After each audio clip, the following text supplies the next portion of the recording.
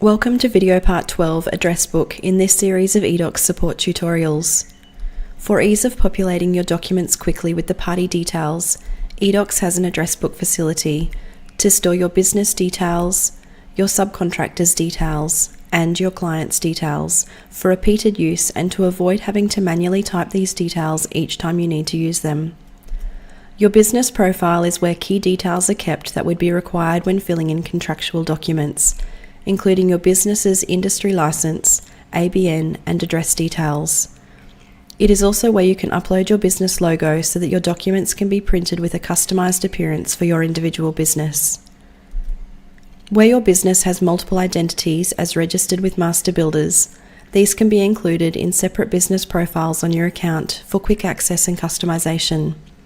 Speak to your local master builder's office for more information about accessing multiple business profiles.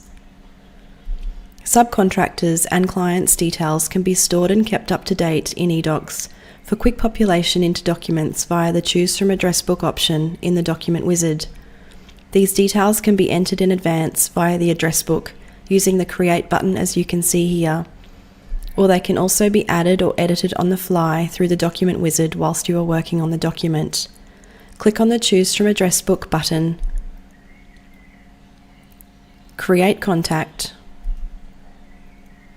and then save and insert.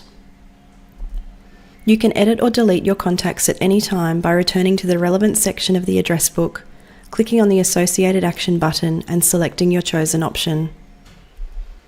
eDocs has a function to import your contacts using a CSV file to import the data.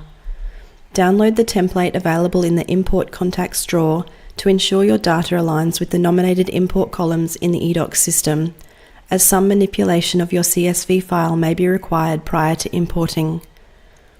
Once your CSV file is prepared, return to the Import Contacts drawer, choose your file, and then import.